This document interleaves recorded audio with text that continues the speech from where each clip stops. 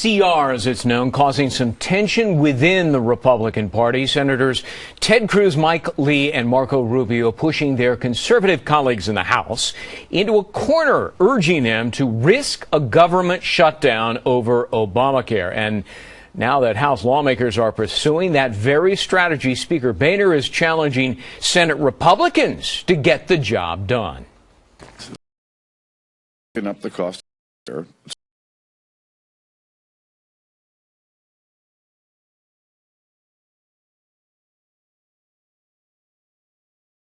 to make our point, and we're going to continue to make our point. Senate Republicans say they agree with that. They just don't think that this is the vehicle. They think Republicans are going to get blamed. Well, guess what? We're having the fight over here. We're going to win the fight over here. It's time for them to pick up the mantle and get the job done.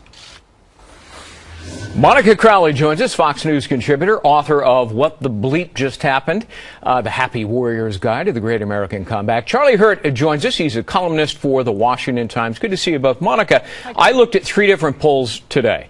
They all say the same thing. That is, as unpopular, and it is, as Obamacare is, they don't want the government shut down because of a defunding effort, and moreover, if it does happen, they, by large margins, will blame Republicans. They'll side with the president. So why are Republicans pursuing what is arguably a very destructive, unwise strategy?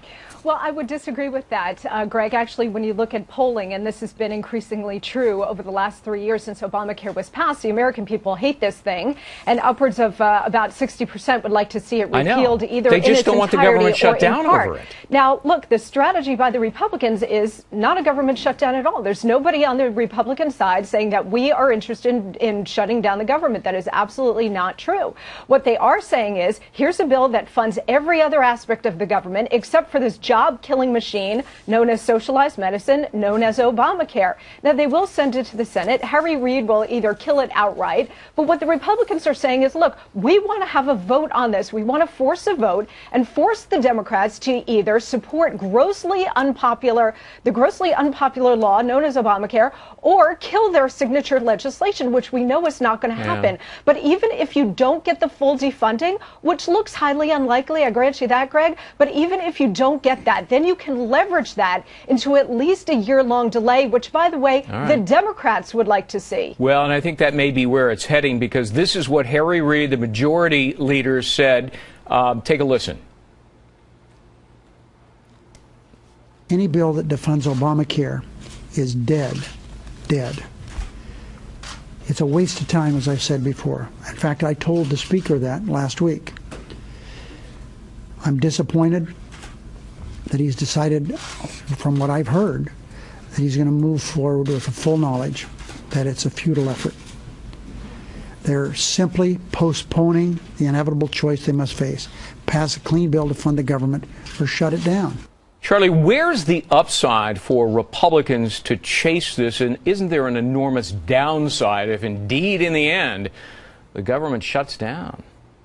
Well, I think that Monica is right in pointing out that what will ultimately happen is Harry Reid's going to strip out the defund part. It's going to go back to the House. And then the House Republicans will be faced with the choice of either approving what the Senate has done or not approving. And I can almost guarantee you that they will probably vote to go ahead and keep the government open and approve of the new version of the CR. And then it goes to the next deadline, which is raising the debt ceiling and defaulting on our debt. And that is a great fight for Republicans. That they can make some real headway on. I'm all in favor of defunding or abolishing Obamacare, because I think it's a disaster. But my problem with this strategy, and I love the authors of the strategy, and I applaud their efforts, but it's just not going to work. It's going to fail. And although I would also like to make note that I regret for the first time being in agreement with Harry Reid on anything.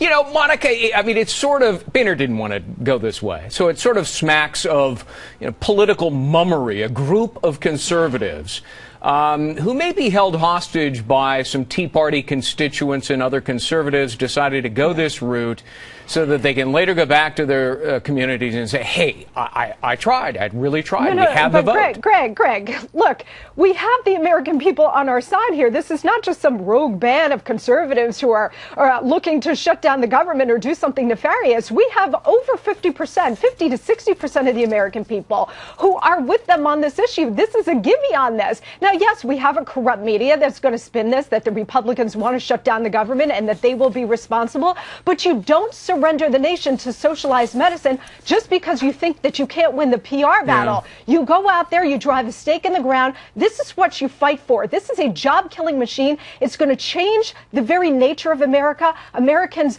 relationship with the government. You have to fight for what you believe in. And even if you go down on this issue, you continue to fight. You punch through the corrupt media with the truth, with the message. And again, the job should be relatively easy because most of the American people are with us on this issue. No more Obamacare. You know, some within the Republican Party, Charlie, have said, you know what, maybe we're better off, especially with the midterm elections coming up, allowing Obamacare to be implemented, because the more Americans experience it once it's implemented, whether it's lost jobs or losing their coverage or higher premiums, they're going to be really angry and take it out at the polls.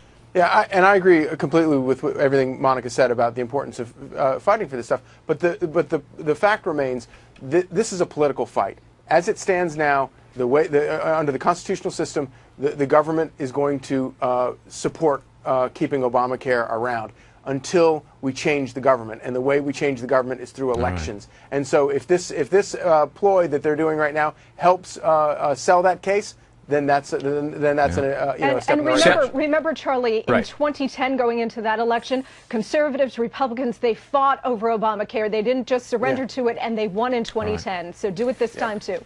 All right. Monica Crowley, Charlie Hurt, good to see you both. Thank you. You too. Thanks, Thank Greg. you.